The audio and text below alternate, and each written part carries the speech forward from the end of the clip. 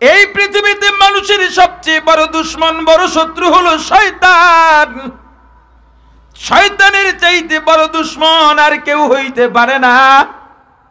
শয়তান সব সময় মানুষের ক্ষতি করে, কোনো সময় উপকারের চিন্তা করে না। যদিও কখনো দেখো উপকার করতে চায়, বুঝতে হবে এর পিছনেও কোনো কারণ আছে। হাসান বসরি রহমাতুল্লাহ আলাইহি ঘুমাইতেছেন, ফজরের আগে আগে গিয়া কে যেন দরজায় নক করতেছে, হুজুর ওঠেন, ফজরের ওয়াক্ত সন্নিকটে, তাকবীরুল্লাহর সঙ্গে নামাজ পড়তে হবে। যেই লোকটা ডাকতেছে ভালো করতেছে না খারাপ করতেছে? জোরে হুজুর ডাক দিয়া বললেন, তুমি কে? বলে আমি ইবলিস। কি ইবলিস? কথা বলে না। আরে তোমার কাম তো ঘুম পড়ানো, তুমি আমাকে উঠাইতেছো, ব্যাপারটা কি?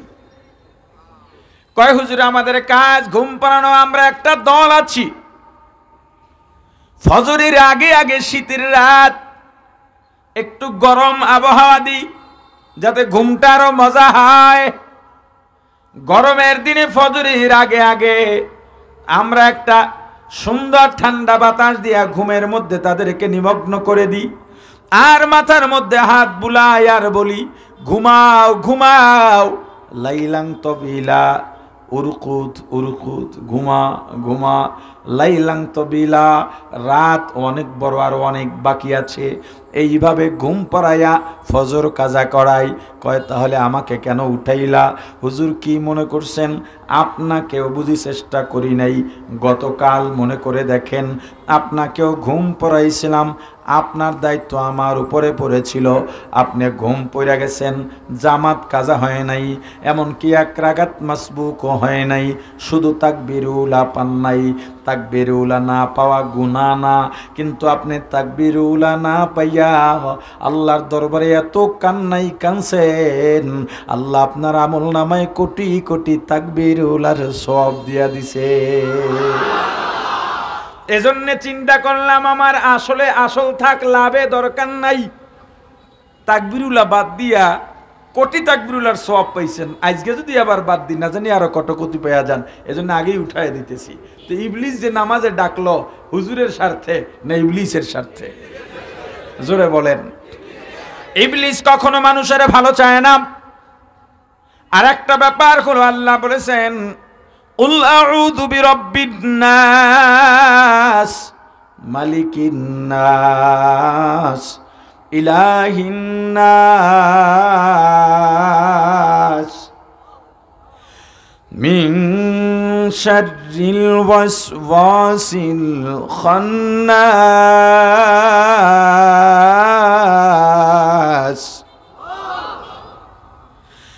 الذي يوسوس في صدور الناس من الجنة والناس।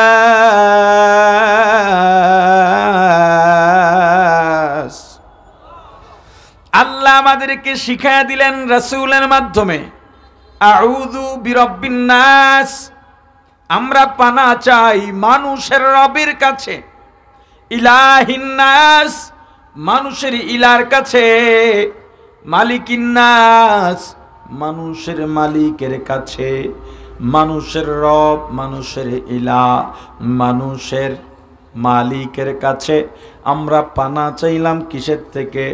মিন শাররিল ওয়াসওয়াসিল খান্নাস, খন্নাসের ওয়াসওয়াসা থেকে, ধোঁকা থেকে, আল্লাযী ইউওয়াসওয়িসু ফি সুদুরিন নাস, ওই খন্নাস যখন মানুষের কলবে, মানুষের অন্তরে ধোঁকা দেয়, মানুষের রব, মানুষের ইলাহ, মানুষের মালিকের কাছে ওই ধোঁকার থেকে পানা চাই। ওই শয়তান, ওই খন্নাস কারা কারা? মিনাল জিন্নাতি ওয়ান নাস, জিন খন্নাস থেকে এবং মানুষ খন্নাস থেকে। তাহলে মানুষ খন্নাস তো দেখা যায়, কথা কয় না। শয়তানের ইত্তেবা অনুসরণ করো না, মানুষ খন্নাসেরও ইত্তেবা অনুসরণ করো না। এখন প্রকাশ্য মানুষ খন্নাস আছে না নাই? আর জোরে বলেন আছে না নাই? নেতা বইয়া তাহে আন্ডারগ্রাউন্ডে পোলাপান পালে, ওই কুকুরের যেমন কিছু ঝুটা দিলে কুকুর পাওয়া যায়, এমন কিছু পোলাপান পালে। এরা আবার বিনা কারণে, কোনো কারণ নাই, হুদাহুদি ওই নেতার একটা ছবি ফেসবুকে দিয়ে লেখে প্রিয় অভিভাবক। কোনো কারণ নাই, কোনো ইস্যু নাই, হুদাহুদি। আচ্ছা, এরপরে এই ছেলেগুলোকে দিয়া খুন করায়, অপরাধ করায়, চাঁদাবাজি করায়, আছে না নাই? এই খন্নাস থেকে সাবধান। আসেন শুরুতে আল্লাহ ডেকেছিলেন কাদেরকে? জোরে জোরে হুকুম করেছেন কি? পরিপূর্ণ ইসলামে ঢুকতে। আমার সঙ্গে আপনাদের কথা বলতে হবে, আমি বারবার বলতে পারবো না। যদি আপনারা সামনে জবাব না দেন আমি আলোচনা সংক্ষেপ করে ফেলবো। এমন না যে কমিটির লোক আমার চুক্তি হয়েছে এতক্ষণ টস করলে এত টেহা, কথা বুঝেন না? কথার জবাব দিতে হবে। আল্লাহ ডেকেছেন কাদেরকে? জোরে। হুকুম করেছেন কি? পরিপূর্ণ ইসলামে ঢুকতে। সুয়ালে মুকদ্দার, ইমানদার তো এমনিই ইসলামে থাকার কথা, আবার ঢুকতে বললেন কেন? কি কারণ আছে না নাই? দেখেন আল্লাহ এভাবে কোরআনুল কারিমে বিভিন্ন জায়গায় ইমানদারকে ডেকেছেন আর এক একটা হুকুম করেছেন। আল্লাহ এক জায়গায় বলেন, ইয়া আইয়ুহাল্লাযীনা আমানুত্তাকুল্লাহ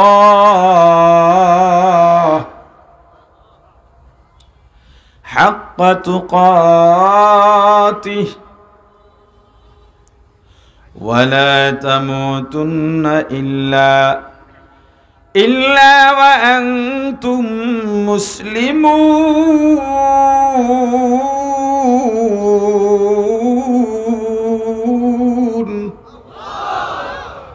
ইয়া আইয়ুহাল্লাযীনা আমানু, হে ঈমানদারেরা, ইত্তাকুল্লাহ, কাকে ভয় করো? আরো জোরে। ঈমানদার তো এমনিই আল্লাহরে ভয় করার কথা, ঈমানদারকে আবার ভয় করতে বলবেন কেন? শুধু ভয় না, আবার বলছে যেমনে ভয় করলে, যেই ভয়কে ভয় বলে ওইভাবে ভয় করার মতো ভয় করো। আসলে ওই ভয়টা কেমন ভয়? আপনি বললেন আমি শিক্ষককে ভয় পাই, কিন্তু শিক্ষক পড়তে বলে আপনি পড়েন না। এই যে বললেন ভয় পান, আপনার কথার সঙ্গে কাজের কোনো মিল আছে? আপনি বলেছেন আপনার বাবাকে আপনি ভয় পান, কিন্তু এটা বলার পরেও বাবার সামনে বারবার অন্যায় করতেছেন, কথায় কাজে মিল আছেনি? আপনি বলেছেন আপনি পুলিশ দেখলে ভয় পান, কিন্তু আপনি পুলিশের সামনেই আইন বিরোধী কাজ করতেছেন, তাহলে আপনার কথায় কাজে কোনো মিল আসেনি? আছে? এই ভয় নয়, যেভাবে ভয় করলে ভয়কে ভয় বলা হয় ওইভাবে ভয় করার মতো ভয় করো। তাহলে সেই ভয়টা কেমন? এখানে চিড়িয়াখানায় যান না এমন মানুষ পাওয়া দুষ্কর, যেহেতু এটা ঢাকা। চিড়িয়াখানায় বাঘ আছে না নাই? সাপ আছে না নাই? কিসের মধ্যে? জোরে বলেন। আজ পর্যন্ত এমন কোন সংবাদ, এমন কোন রিপোর্ট পাইছেন কিনা বাঘ তার খাঁচা ভেঙে কোন দর্শনার্থীকে আক্রমণ করেছে? ঘটছে বাংলাদেশে? বাংলাদেশের চিড়িয়াখানায় ঘটছে? এরপরে আপনি যখন চিড়িয়াখানায় যান, আপনি জানেন এই বাঘ খাঁচা ভেঙে আমাকে আক্রমণ করতে পারবে না, এরপরে আপনি বাঘের খাঁচার কাছে দাঁড়ান না দূরে দাঁড়ান? জোরে। কেন? আর জোরে। আপনি নিরাপদ জেনেও আপনি দূরে গেলেন, ভয়, এইটার নাম ভয়। আপনি সাপের খাঁচার কাছে দাঁড়াইলেন, আপনি জানেন ওই সাপ খাঁচা ভেদ করে আমাকে দংশন করতে পারবে না, আবার সাপ আছে খাঁচার অপর দিকে, আপনি আছেন এই দিকে, সাপ বীর পাকায় আছে, বীর পাকানি বোঝেন তো, বীর পাকায় আছে। আপনি এই পাশে দাঁড়ানো, সাপ অপর পাশে ভেতরে, বীর খুলে হঠাৎ করে সাপ যদি আপনার দিকে ফোঁস করে এমন ফনা তুলে, আপনি লাফ দিয়া আরো 2 হাত পেছনে যান। কি আপনি লাফ না দিলেও তো, পিছনে না গেলেও তো সাপ আপনাকে ধরতেই পারত না। এটা জানার পরে আপনি পেছনে কেন যান বলেন? আরো জোরে। এইটার নাম ভয়। আরো একটা উদাহরণ পেশ করি। গ্রাম অঞ্চলে এই যে শীত আসছে, ধান উঠে যাবে, অনেক মানুষ শীতের দিনে পুকুর সেচ করে। সেচ করা বুঝেন না? পানি উঠায় ফেলে, মাছ ধরে। এই সময় শিং মাগুর বেশি পাওয়া যায়। বৃষ্টি গেছে পেছনে, বৃষ্টিতে বিভিন্ন জায়গার শিং মাগুর এসে পুকুরে পড়ে। শেষ করে কেউ মাটি কাটে, মাছ তো সর্বাবস্থায় ধরে, মাছ তো আর কেউ ছাইড়া দেয় না।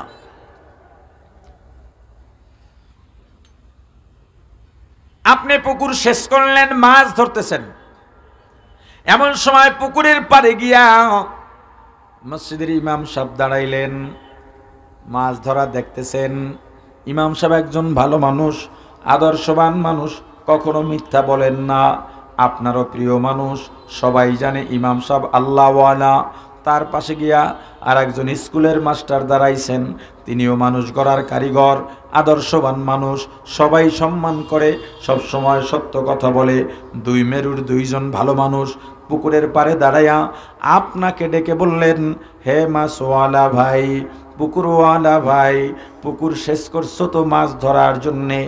এই যে আমাদের পুকুরের পাড় দিয়া নিচের দিকে একটা গর্ত আছে, এই গর্তের মধ্যে এখনই একটা বড় শোল মাছ ঢুকছে। আপনি তো সাথে সাথে দৌড় দিবেন তাড়াতাড়ি মাছটা বের করার জন্য, দেবেন না? পুকুর শেষ করছেন মাছ ধরার জন্য, হুজুর বলতেছেন, মাস্টার সাহেব বলতেছেন বড় শোল মাছ ঢুকছে, অবিশ্বাস করার সুযোগ আছে? কথা বলেন। আপনি গর্তের কাছে গেছেন, এমন হাত দেবেন, এমন সময় পুকুরের অপর প্রান্ত দূর থেকে একটা চোর, যে 1 প্যাকেট আবুল বিড়ি পাই আপনার নামে মিথ্যা সাক্ষীও দিতে পারে, এমন মিথ্যাবাদী আছে না নাই?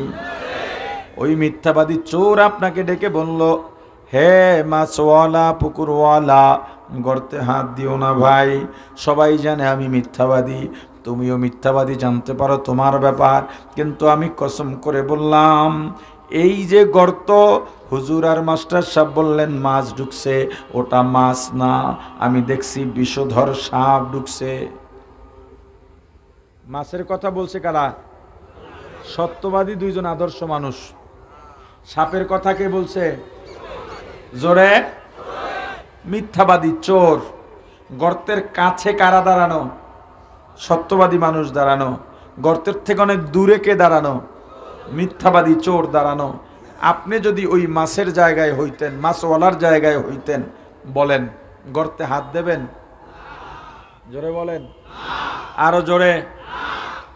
এই সব বিষয়ে বোঝানো যায় না, কিছু বিষয় বুঝে নিতে হয়। 2জন ভালো মানুষ বললেন মাছ। যে কখনো সত্য বলে নাই ও বলছে সাপ। আপনি গর্তে হাত দিলেন না, কি কারণে? চোরের কথা বিশ্বাস কইরা নাকি সাপের ভয়? জোরে। এইটার নাম ভয়। একজন মিথ্যাবাদীর কথায় আপনি সাপের গর্তে হাত দিলেন না, অথচ উলামায়ে কেরাম, পীর মাশায়েখ, বুজুর্গানে দিন, আকাবিরে দিন, তবলিগওয়ালারা, পীরেরা আপনাকে, উলামায়ে কেরাম, মসজিদের খতিব হাতে পায়ে ধরে ধরে কোরআন হাদিস দিয়া বুঝাইয়া বুঝাইয়া চোখের পানি ছেড়ে বলেন, হে ভাই, ওই কবরে সাপ আছে, জাহান্নামে সাপ আছে, তবুও কেন বিশ্বাস করো না? তবুও কেন তোমার মধ্যে ভয় হয় না? এটাই আল্লাহ বলেছেন, ইমানদারেরা ইত্তাকুল্লাহ, আল্লাহকে ভয় করো। যেভাবে ভয় করলে ভয়কে ভয় বলা হয়, ওইভাবে ভয় করার মতো ভয় করো। আল্লাহ আরো বলেন, ইয়া আইয়ুহাল্লাযীনা আমানু লা তামুতুন্না ইল্লা ওয়া আনতুম মুসলিমুন।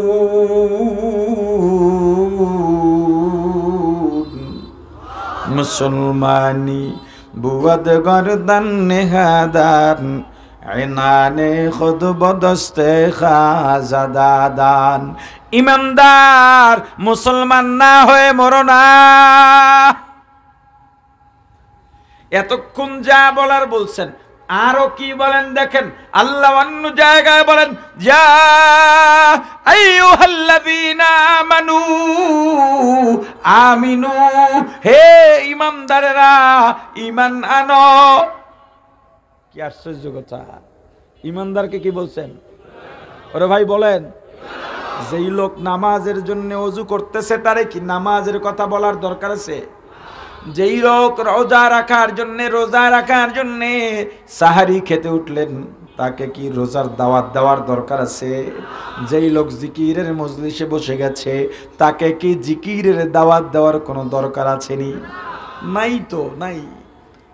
যার ঈমান আছে তাহলে তার ঈমানের দাওয়াত দেওয়ার দরকার কি? অনেকে বলে না তাবলীগে লাগো, মিয়া আপনারা ঈমানের দাওয়াত দেবেন কাফেরদের মধ্যে, মুসলমানের কি ঈমানের দাওয়াত দেন? আরে গর্দ আল্লাহ কইছে দাওয়াত দিতে, কথা কয় না। কে কইছেন? জোরে আল্লাহ বলছেন ঈমানের দাওয়াত চলবে, যে না শুনবে তাকে বারবার বলতে হবে। হযরত হাসান বসরি রাহমাতুল্লাহ আলাইহি তালিম করতেন। মহিলাদের জন্য আলাদা তালিমের জায়গা ছিল, পুরুষদের জন্য আলাদা। মহিলাদের তালিমে একজন আবেদা জাহেদা সালেহা মহিলা যাইতেন। তার স্বামী একজন ভালো ব্যবসায়ী, একটা মাত্র ছেলে, অল্প বয়সেই ছোট শিশু ছেলে থাকতেই তার স্বামী দুনিয়া থেকে বিদায় নিয়ে যান।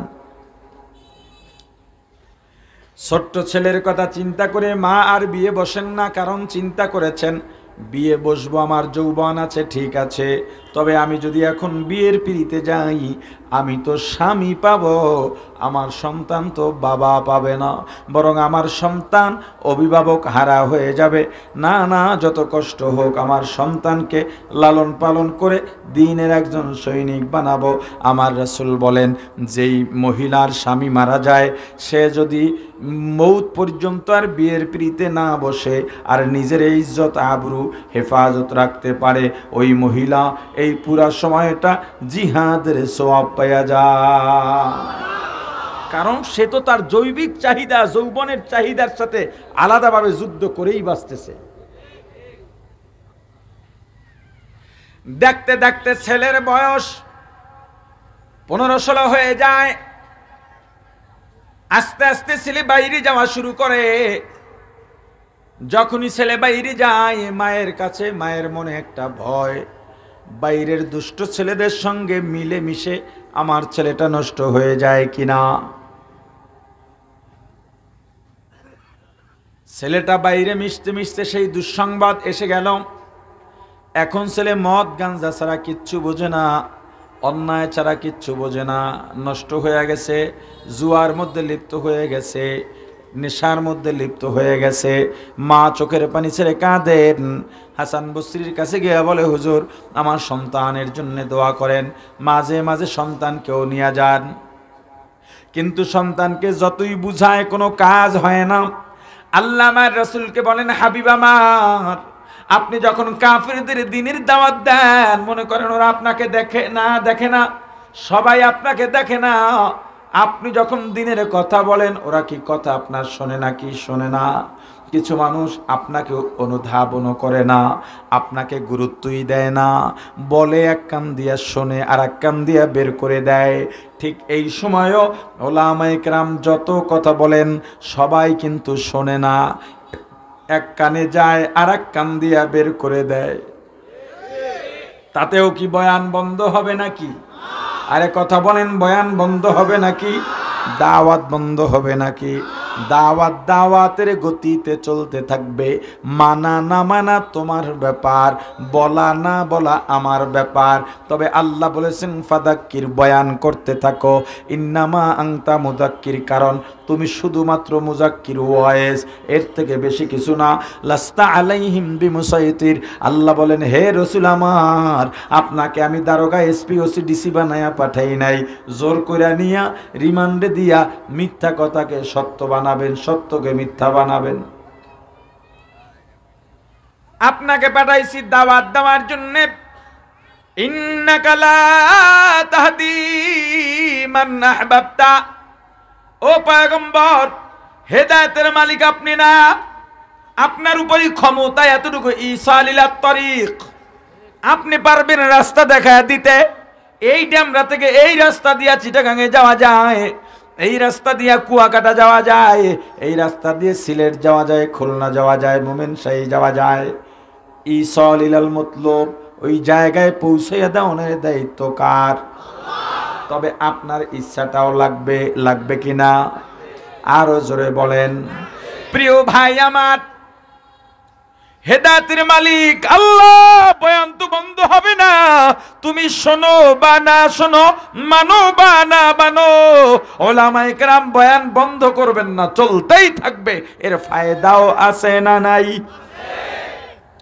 একটা সময় মহিলার ছেলেটা এতটাই বেঁকে গেছে, হাসান বসরি রহমতুল্লাহি আলাইহি চিন্তা করলেন, অনেক সময় অন্যায় করতে করতে করতে করতে আল্লাহ মানুষের কলবে মোহর মেরে দেন।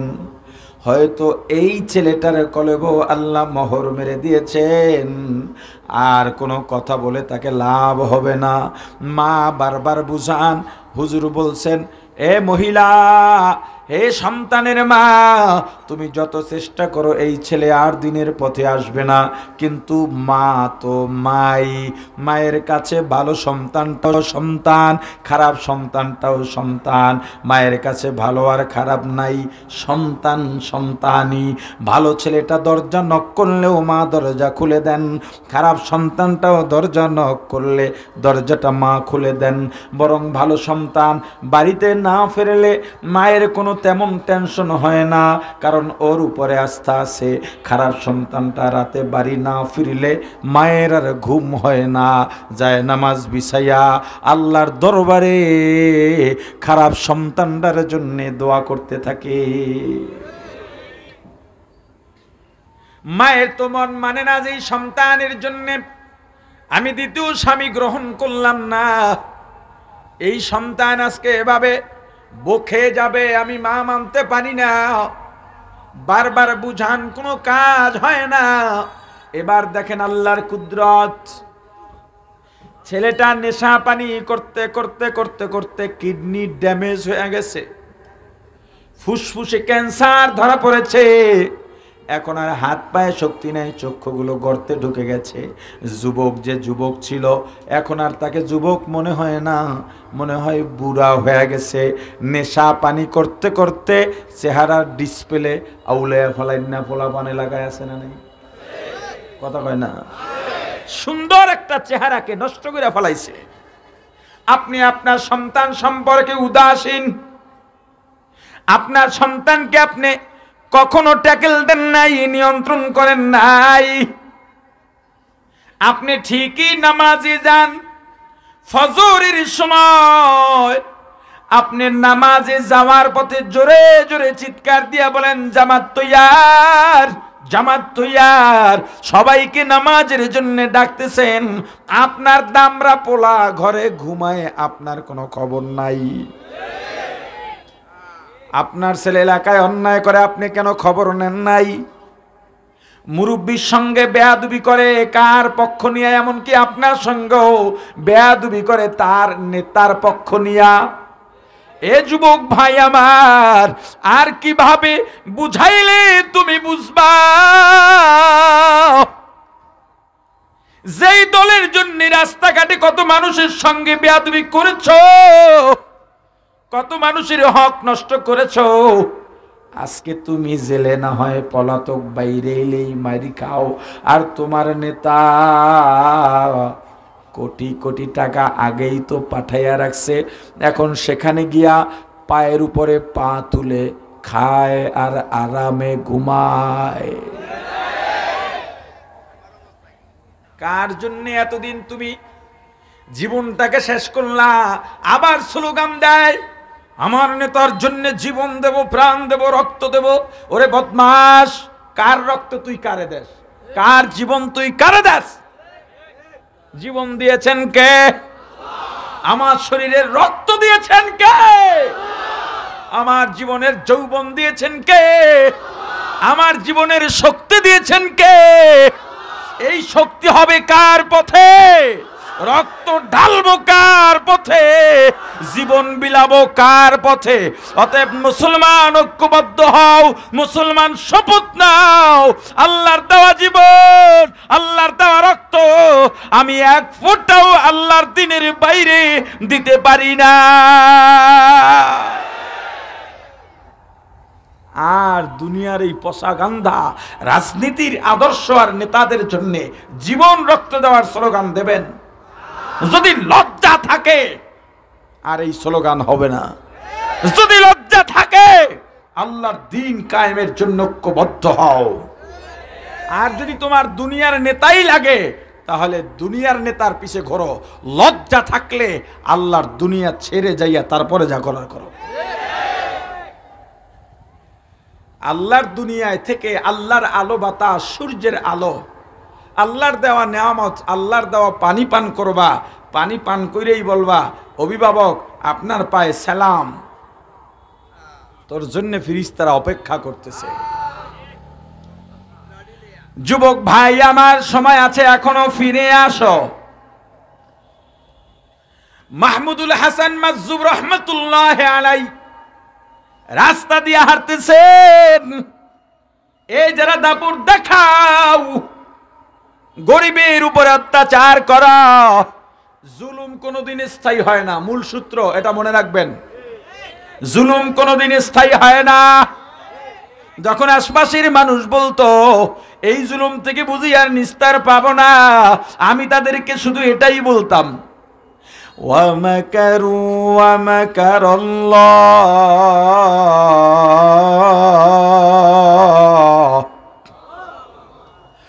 وَاللَّهُ خَيْرُ الْمَاكِرِينَ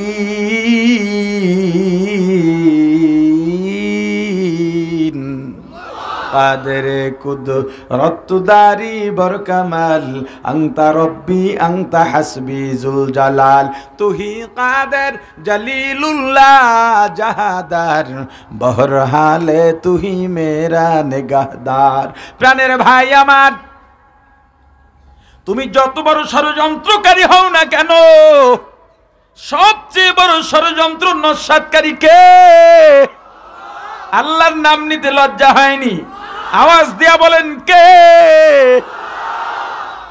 জুলুমকারী আর বিদায় হবে না মনে করার কোনো কারণ নাই, বরং আল্লাহ হঠাৎ করে এমন ভাবে বিদায় করবেন তোমার আমার কল্পনায়ও সেই কৌশল নাই।